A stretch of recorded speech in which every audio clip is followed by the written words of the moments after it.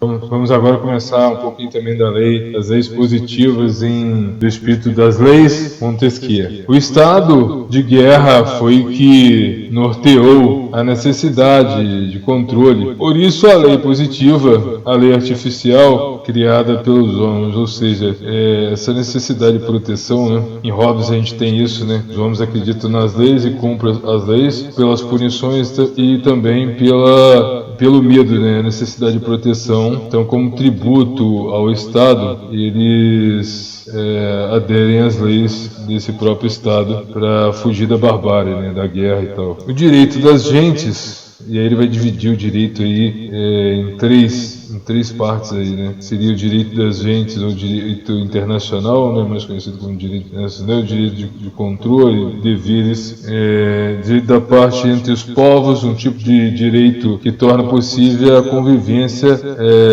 e a diferença entre os povos, né? Esse primeiro direito aí, descrito aí, porque a maioria dos professores, assim, eles ficam presos nos clichês, né? Então, quando você tem um livro de sucesso, como eles não sabem ler, né? Esses alunos aí do Paulo Freire, aí, do legado Paulo Freire, eles não conseguem absorver, eles absorvem pouca coisa, sabe? Então, às vezes o autor falou de tanta coisa boa, né? No caso do Montesquieu aqui, que acaba passando batido, né? Como aqui, a questão dos direitos que ele... diferença entre esses direitos, né? Entre o direito das gentes ou o direito internacional, que tem a ver com as nações, do respeito entre as nações, né, da ética entre as nações e dos acordos entre as nações. Você tem o direito político, que já estaria focado nos governantes e nos governados, nas ordens, que implicam nos limites aí, de ação entre os governantes e na diferença dos governados, como uma forma de manter a harmonia entre eles, e o direito civil, que cabe controle das ações do cidadão, né? Isso aí pela visão do autor. No direito internacional, ou das gentes, prega a comunhão de um possível respeito entre as soberanias, né? Sem ele, as nações mais fortes subjugariam as menos fortes ad eterna, né? Sem limites, sem fim. Segundo o autor, abre aspas, o objetivo da guerra é a vitória, e da vitória a conquista, e da conquista a conservação. Então, para que não existisse um abuso extraordinário com relação a isso daí, foi feito, você tem esse direito internacional, né, que falando um pouco mais sobre esses três tipos de direito, né. E aí você tem o direito político, né, das entes, em respeito a todas as sociedades, existe um direito político para cada um, ou seja, cabe a qualquer um tipo de direito ou de lei, em algumas até dentro dos estados, esse direito é diferente, né? Lembrando as cidades-estados da Grécia antiga, como Tebas, Atenas e Esparta, e as cidades-estados atuais, né? Como Hong Kong, Macau, Mônaco, o Vaticano, né? Singapura, etc., que seriam cidades-estados assim, com um certo tipo de direito próprio, tratando de direito, não de direito internacional, sabe? Mas de direito político, né? E aí continua, né?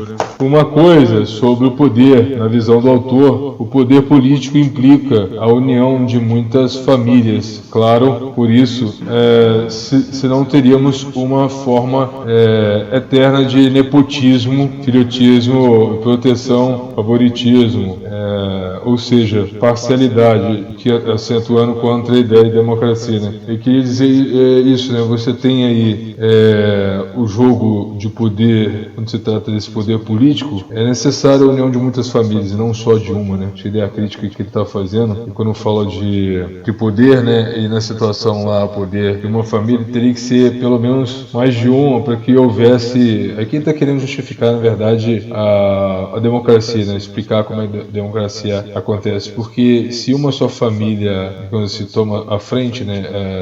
E você não tem uma pluralidade de ideias, nem tem esse dinamismo dos opostos, assim, né? É impossível praticar a democracia sem o dinamismo dos opostos, sabe? Então, quando E geralmente, porque é justamente isso, várias cabeças pensando de forma, por isso que a esquerda bate toda essa tecla de democracia, pregando o contrário da democracia. Eles falam que estão a favor da democracia, quando na verdade eles defendem o oposto da democracia, porque você não tem a guerra entre as classes, e em síntese também pode ser a guerra entre os opostos, quando você planifica tudo, todas as relações, não só econômicas, mas todas as relações, o que você tem? Um amontoado de massa que só pensa de uma maneira, sabe? E de forma coercitiva, né? Através da coerção, né?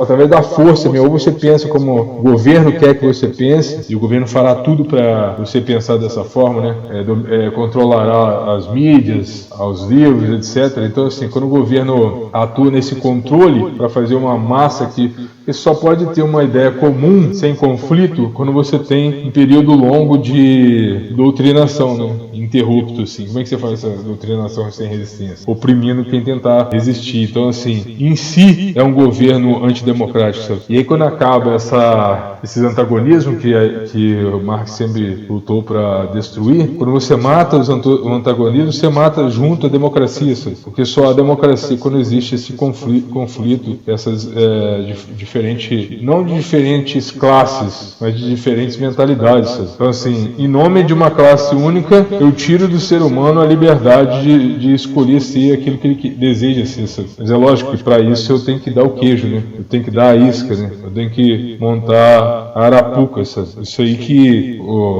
os infradotados não conseguem perceber, né? Isso aí é o tal do assunto da síndrome de Peter Pan, né? Os mocós, os bocoiós não conseguem perceber. Entre aspas aqui, caramba, sei que tá certo. É melhor dizer que o governo mais de acordo com a natureza é aquele cuja disposição particular melhor se relaciona com as disposições do povo para o qual foi estabelecido, né? Fecha aspas. De novo, é melhor dizer que o governo mais de acordo com a natureza, é aquele cuja disposição particular melhor se relaciona com as disposições do povo para o qual foi estabelecido. Então, ou seja, isso implica um tipo de liberdade ou de coerção, sabe? E aí vai depender do estado que estiver dominando. E por isso a direita e a esquerda. A direita e a esquerda nunca foi Lula e Bolsonaro. Isso é personalismo, pô. A direita e a esquerda foi a disputa da igualdade e a liberdade. E isso define a direita e a esquerda, sabe? Se você for do lado da liberdade, você é de direita. Se você for do lado da igualdade, você é de esquerda. E ponto final, acabou. Entendemos então a necessidade de divisões fora da tradição, impostas pelo sangue, pelo nepotismo, assim um conflito de ideias, precisando assim de um conflito de ideias, de uma espécie de jogo dos contrários, jogo da concorrência, jogo da dialética, jogo do debate, sem amenizações. Essa questão da necessidade de visões antagônicas aí que fortalece a democracia, sabe? Porque porque você vai ter a síntese, né? Tese, antítese e síntese, né? E essa síntese tem que ser algo mais positivo do que a tese, do que a antítese, sabe? Sem essa...